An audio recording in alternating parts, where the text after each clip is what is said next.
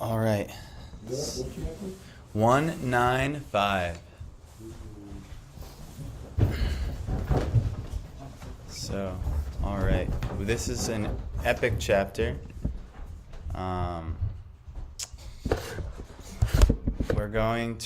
We see that Yudhisthira was lamenting. Krishna couldn't even pacify him. He probably could have if he wanted to, but he'd rather the devotee pacify him and also glorify Bhishma in his glorious departure. And actually we can learn from how Bhishma departs from this world. And hopefully when we have to depart from this world, we can take a lesson or two on how to do it. And Bhishma exemplifies how exactly to do it. So, very nice. Om Namo Bhagavate Vasudevaya. Om Namo Bhagavate Vasudevaya. Om Namo Bhagavate Vasudevaya. Om Namo Bhagavate Vasudevaya. Om Namo Bhagavate Vasudevaya. Narayanam Namaskritya Naram Chaiva Narottamam Devim Saraswatim Vyasam Tato Jayam Mudiraye.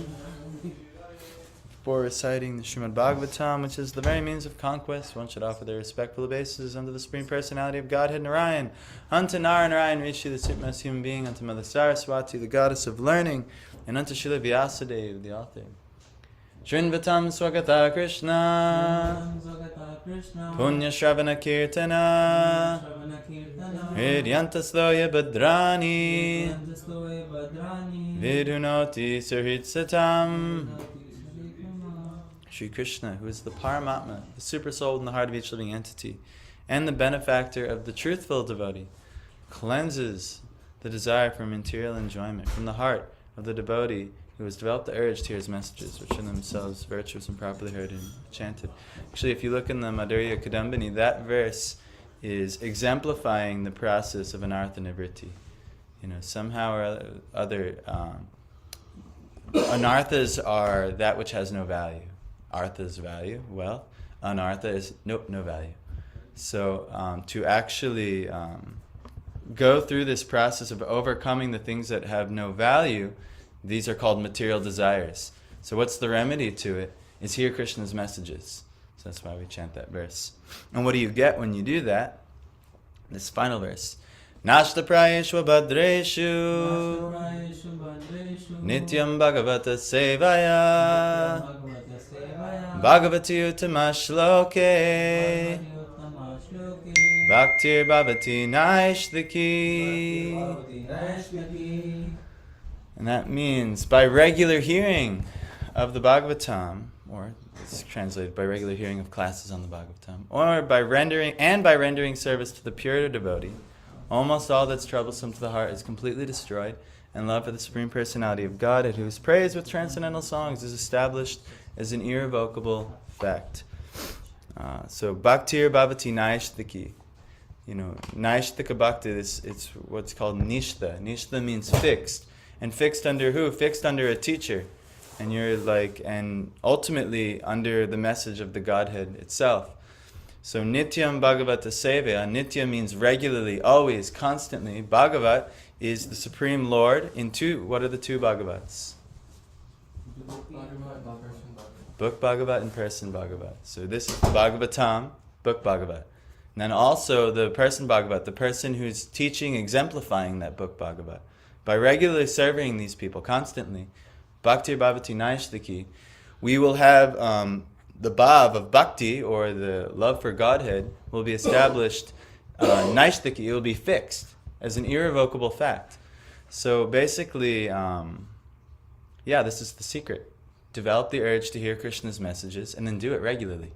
And then you're no more troubles. We have so many, woe is me, woe is this, woe is that. No as well if you just hear the messages of Bhagavatam. But regularly you have to have faith. And someone has to even reveal this to you. So here we are, we're just reminding you, humbly. So the Madhurya Kadambini, those verses are from the Bhagavatam. A lot of ISKCON temples, those are the three. They'll do those two verses in specific. They usually do Narayanam Namaskritya, and then they'll definitely do Nashtapraya Shubhadrishu. But those are in almost all ISKCON temples. They'll do those two verses before the Bhagavatam. But they're all from the Bhagavatam. But Madhurya Kadambini is illuminating how the Bhagavatam gets you to these next stages. Do you know what verses are in the Bhagavatam? Yes, 1:2:17 and 1:2:18. Yes. So if you just read the whole second chapter of Bhagavatam, you're like set, actually. If you actually apply that, actualize that somehow, wow. So, all right. Now let's actually read where we left off. Tatra Brahmarshaya Sarve Devarshayascha Satama.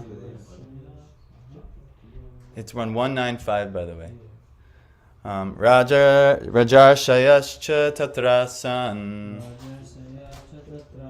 Trashtum Bharata Pungavam Tatra. There, Brahmarishayaha, Rishis among the Brahmins. Oh, did we do this yesterday? Okay, yes, I remember this. Okay, so I'll just read the English. Just to see the chief of the descendants of King Bharata, Bhishma, all the great souls in the universe, namely the rishis amongst the demigods, Brahmins, kings, all situated in the quality of goodness, were assembled there. Oh, that's right. Yeah. Anytime where all the rishis are gathering, that means it's good news for the world. We're about to get some transcendental messages. And by which all of our anarthas and all of our bad qualities can be removed if we just sit there and develop the intelligence and the urge to hear those messages. So, okay, let's hear the messages now. Text 6 and 7, they're combined. Parvato Narado Domyo Bhagavan Badarayanaha Brihadashvo Bharadwajaha Sashishyo Renukasutaha Vasishta Indra Pramadas Trito Gritsamadosita Kakshivan Gotamo Trishcha Koshikota Sudarshanaha Parvata Muni Narada Muni Domya Bhagavan, incarnation of Godhead, Badarayana Vyasadeva, Brihadashva Bharadwaj Sashishya, along with disciples, Renukasuta Parshuram, who's the Suta's son of Renuka, Vashishta Indra Pramada Trita Gritsamada Asita Kakshivan Gotama Atri Cha, and Koshika Atha, as well as Sudarshana. So these are all great sages, if you didn't get it. They're all names of great sages. And actually, there's in the 11th canto, Arjuna references many of these great sages. They say, oh, Asita and Devala, and this one says this about you. You know, I'm paraphrasing because I don't remember it exactly. So, but these are all very famous sages, and now they're all coming to witness this conversation. That means good news, very good news. So let's see what, oh wow, what a purport. We're just going to have like such a lesson today on each of these personalities. So that's it. I thought we were going to get into the content, but I don't think so. Ready? Parvata Muni is considered to be one of the oldest. You know what? Because this is so long and I'll never get to do it, let me just glorify our Guru Parampara right now. So if you know these, the Mangala Charana, sing along.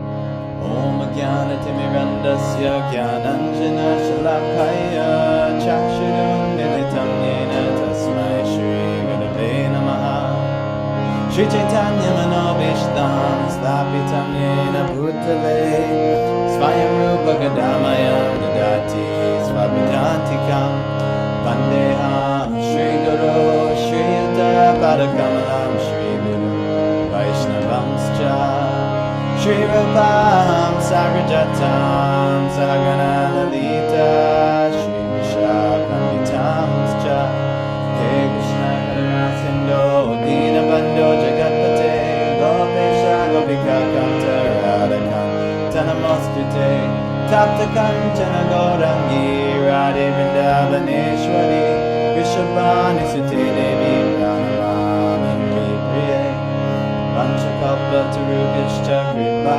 Sindhudevacha Patitana Pavanebhyo Vaishnavebhyo Namo Namaha Jai Shri Krishna Chaitanya Prabhu Nityananda Shri Advaita Gadadhara Shri Vasadi Gaur Bhakta Vrinda Hare Krishna Krishna Krishna Hare Hare Hare Rama Rama Rama Hare Hare Namaskar Krishna Krishna Krishna Vishaya Bhutale Srimate Bhaktivedanta Swamini Ti Namine Namaste Saraswati Deve Gauravani Pracharine Nirvishesha Shanivani Pashyatya Deshatadine.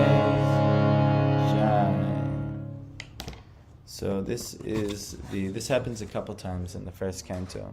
Remember, Prabhupada is writing this for the common people of the world, like me and you. I mean, you guys probably were born knowing maybe who Parvata Muni, Narada Muni, Domya, Badarayan, or Vyasadeva, and so on.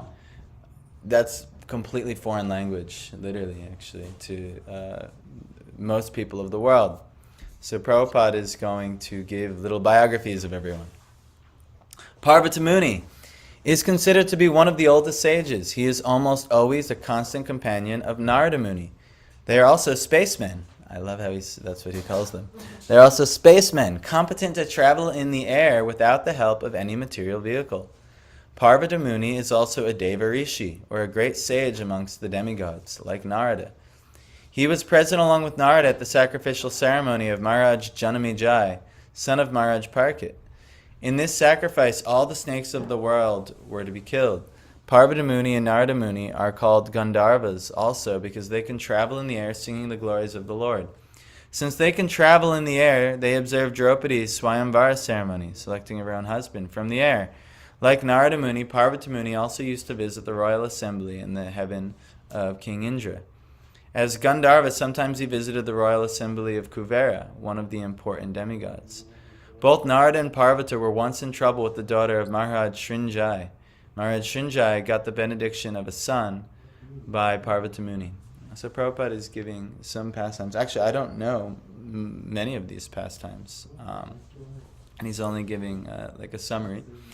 But yeah, these are very nice. Parvata Muni, I believe, is the one. If you've heard of the story in Chaitanya Charitamrita of Mrigari the hunter. Yes, and Parvata Muni was along with Narada Muni there as well. So, great Muni, friends with Narada, spaceman. Now Narada Muni. I don't know why Narada Muni wasn't explained in the chapter where he was explaining the Bhagavatam. I think he was explained, but now he gets a further biography. Narada Muni is inevitably associated with the narrations of the Puranas. He is described in the Bhagavatam. In his previous life, he was the son of a maidservant, but by good association with pure devotees, he became enlightened in devotional service. And in the next life, he became a perfect man comparable with himself only. Remember, that was 5th chapter of the first canto. Narada Muni gave his biography to Vyasadeva and how he became in such a exalted state. And he's giving us instruction how to get in an exalted state. So,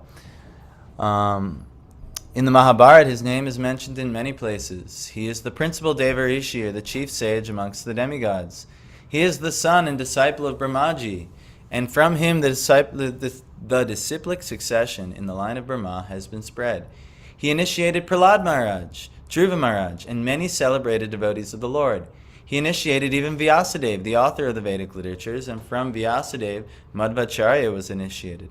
And thus the Madhva Sampradaya, in which the Gaudiya Sampradaya is also included, has spread all over the universe. Sri Chaitanya Mahaprabhu belonged to the Madhva Sampradaya. Therefore, Brahmaji, Narada, Vyas, down to Madhva Chaitanya and the Goswamis, all belong to the same line of disciplic succession.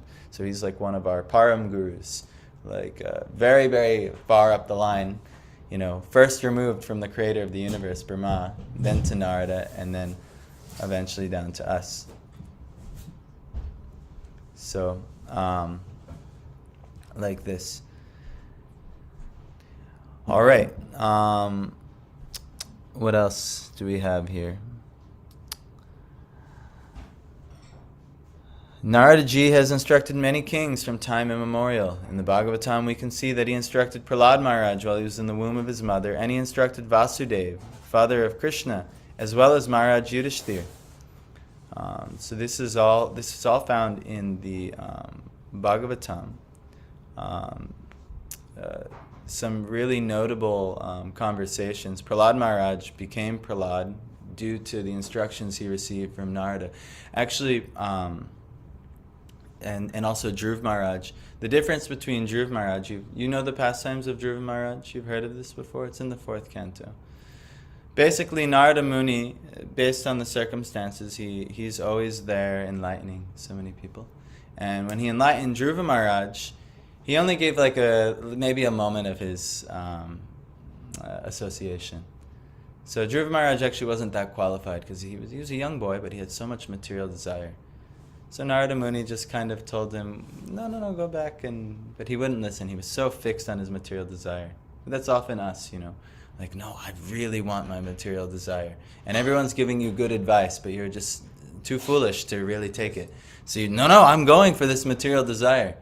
So I said, all right, Krishna will arrange, no problem. Here, worship Krishna. So he gives him the Om Namo Bhagavate Vasudevaya mantra, and he goes and he meditates. And then he becomes a great yogi, and then in 6 months' time, actually, Vishnu comes and personally visits him. And he has the realization when he gets darshan of Vishnu that, oh my God, I was praying for broken glass, but here I am receiving like jewels and diamonds, in comparison. Michael, have a nice day at work. Be safe. Yes, Hare Krishna. So this is Dhruv Maharaj. Now, Prahlad Maharaj was a bit more fortunate than Dhruv Maharaj because he was less sinful. He was more sinless.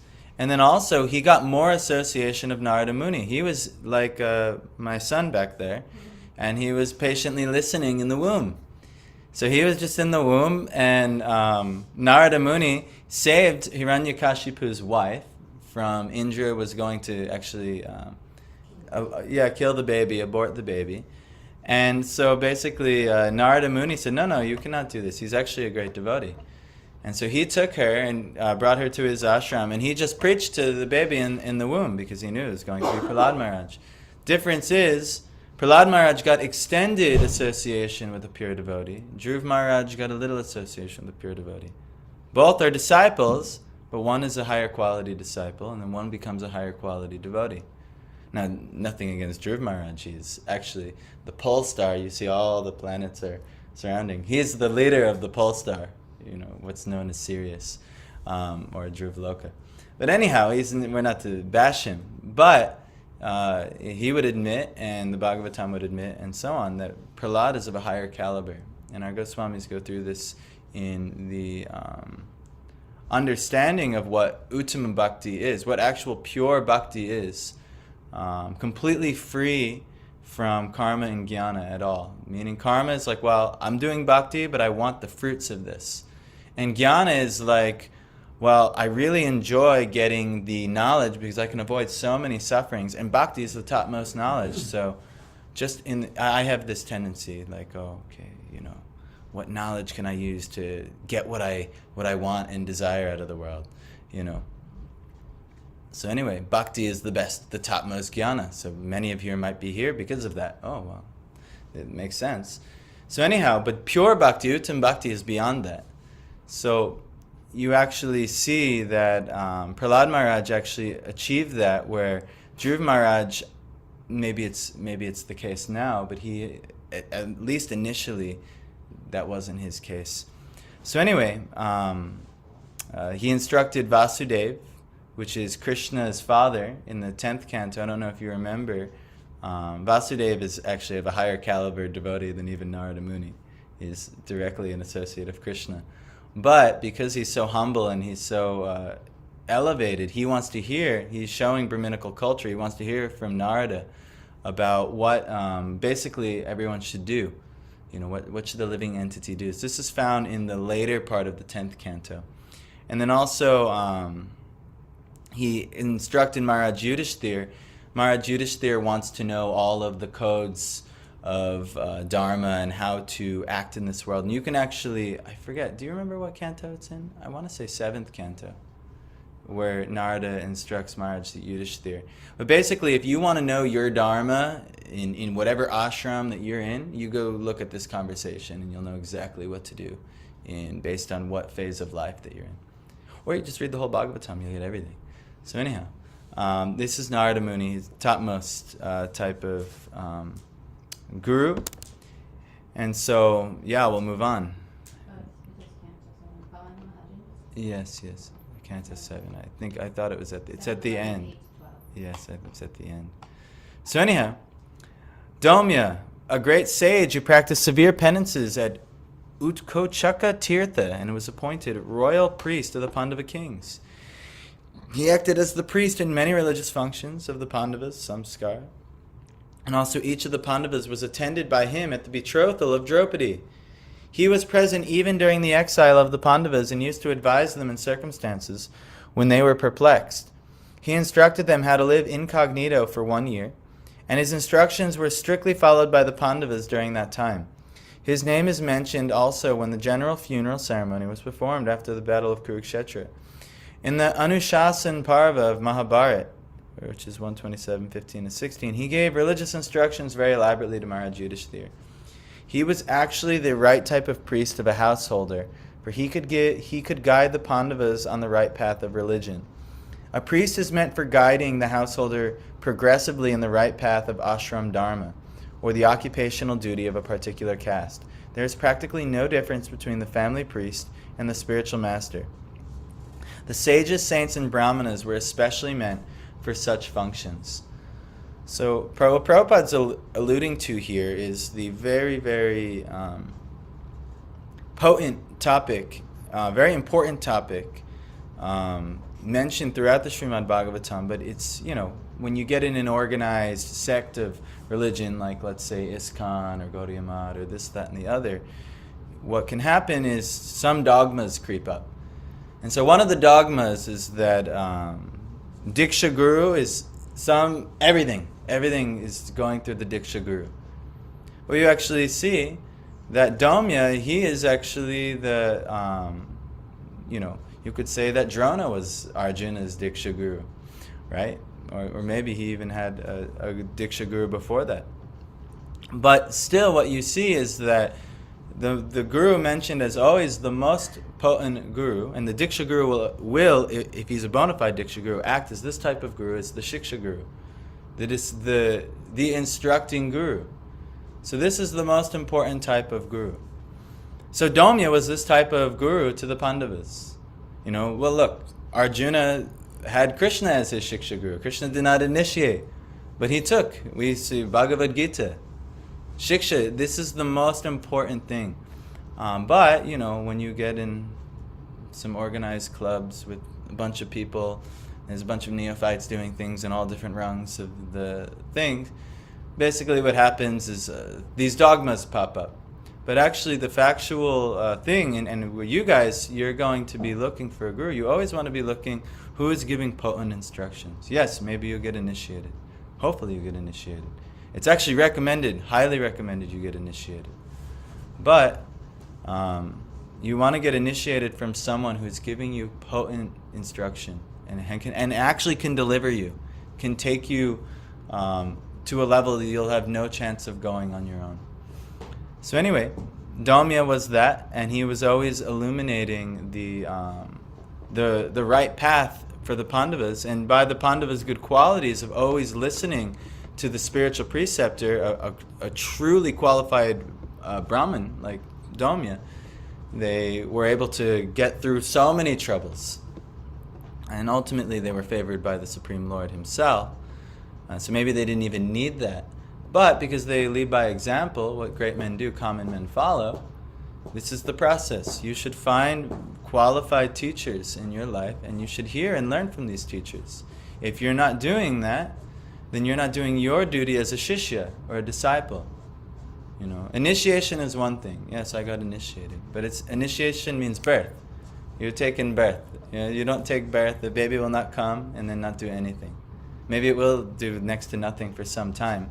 But eventually, as it grows and matures, it will start acting. It needs to act. So similarly, as we take initiation or we begin our spiritual process, we're all technically initiated, at least into the Hare Krishna Mahamantra. Yes, we didn't do the formality. But you actually, the thing about the Hare Krishna Mahamantra, you don't need a formality for it. It's given to anyone and everyone. So you're all initiated into that. Maybe you're wriggling around as a baby. I don't want to act. No problem. Just chant and it'll be good eventually. But eventually you'll be called to act. So this is what we need to do. How to be a shishya, how to be a disciple. We should learn this thing. They do have an ISKCON disciples course. I remember I took it. But actually, I hope no one's listening. That shouldn't. But what I was most disappointed with half of the course was just why not to be a Ritvik. And I'm like, okay, that's fine, but like the qualities of a disciple, I didn't know at the time all these qualities. But now, as I look back and I look at the course, and maybe it's changed over the years. I took it, 7-8 years ago. But hopefully, that can be expanded on, or that could be a service. So we should, everyone should do their own actual homework, though, and understand the qualities of what it means to actually be a proper disciple. If you don't know what it means to be a shishya, how will you know how to take shiksha? You won't. Actually, due to your lack of sincerity, you'll never get the opportunity. Even if they walk up and slap you in the face, you won't be able to recognize. No, I don't. Oh, you're some bad man. And you see this actually, many people weren't able to recognize Srila Prabhupada. Many of his godbrothers did not, recognize his qualification and didn't appreciate it, and created very grievous Vaishnava aparads. Even after Srila Prabhupada left, there were bona fide contemporaries of Srila Prabhupada that he gave blessings for, but then many of his disciples were saying, no, you're bad, and then there's all kinds of factions and split-offs. These things happen. But anyhow, these are this is not proper path. We should always respect those who are qualified, and we should be as sincere as possible. Read the teachings of Bhagavad Gita, Srimad Bhagavatam, and Srila Prabhupada is really giving us such an amazing foundation to know all these things. So anyhow, I don't even know if we're definitely not going to finish this today. Oh my God. Badarayan, Vyasadeva. He is known as Krishna Dvaipayan, Dvaipayana, Satyavati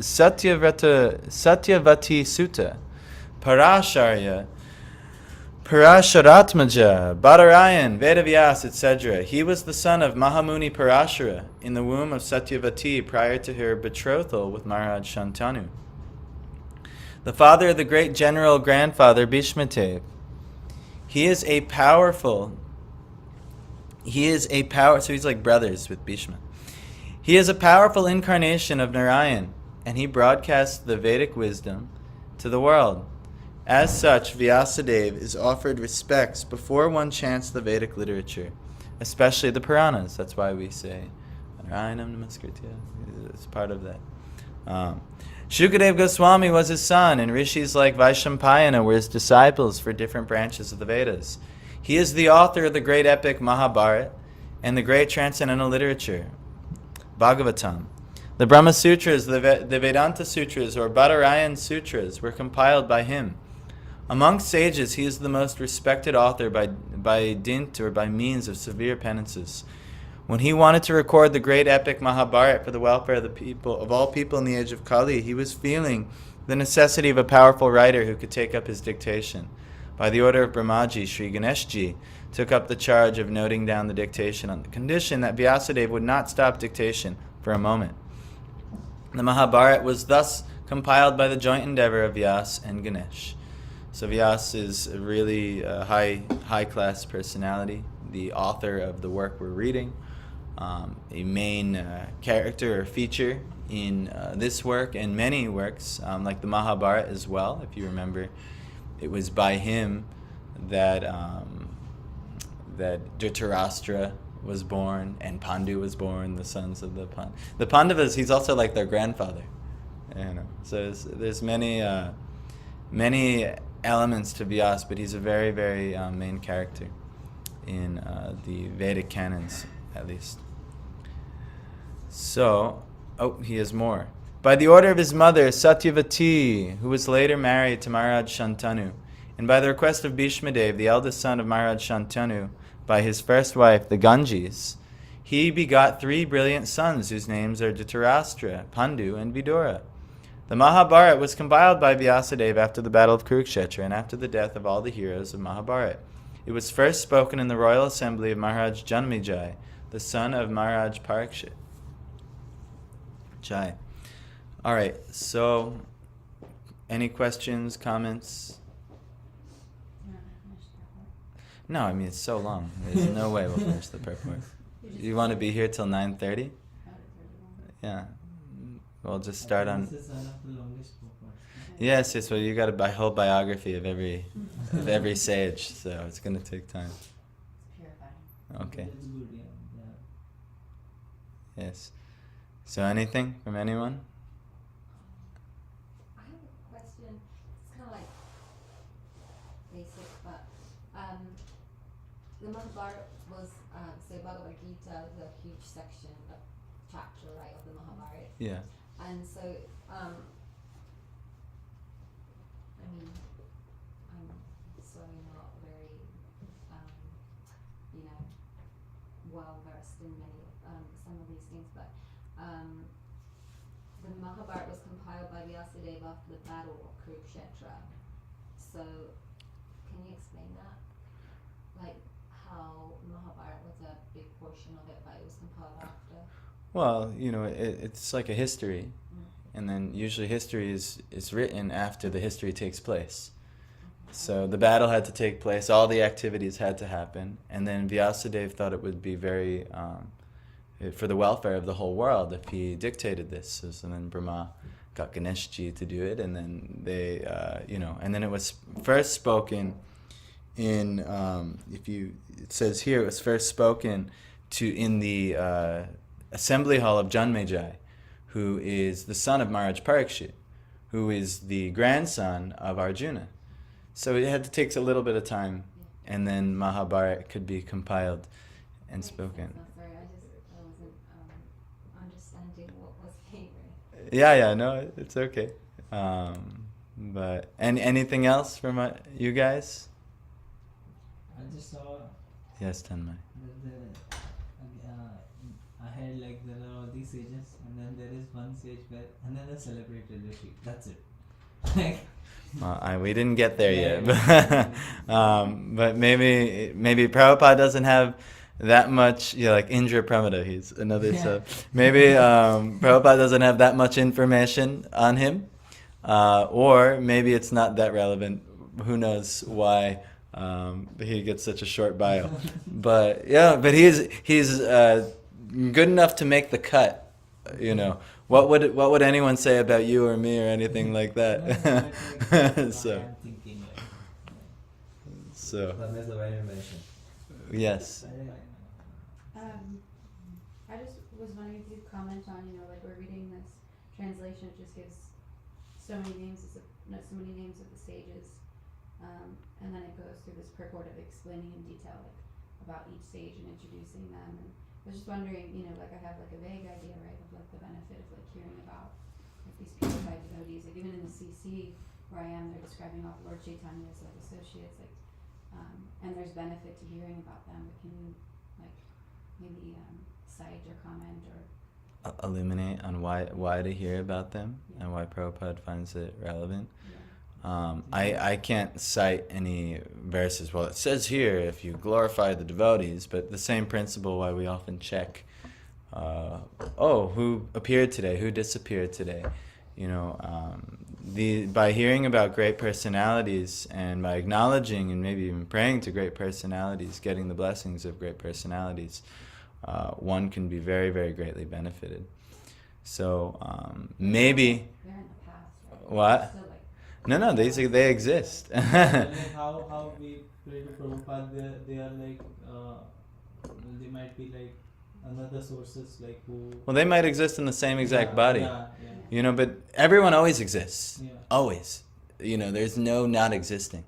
So the sages, Narada is still existing. Actually, there are many pastimes where Prabhupada, he had an experience where he saw Narada Muni present in in the assembly of the devotees. This happened. Brahma too. What? I think Brahma too. Like You- in Paris, he was like Brahma and Narada Muni are here, but these two things together. I'm not, I can't verify exactly what he saw, how he didn't, but that at least that's what he said. So, who knows how? And you got to remember, they're demigods too, so they're not, we see everything in our three-dimensional senses of the human body, and we think, well, this is reality. But actually, it's proven even by modern science, this is 0% of reality. So ultimately, who knows how they'll reveal, when they'll reveal. They could be here right now. They could be sitting next to my wife over there. I don't know. But ultimately, by acknowledging these personalities, maybe they'll bless us. But, I don't want to speculate, but that's exactly why Prabhupada, he felt the need to give commentary.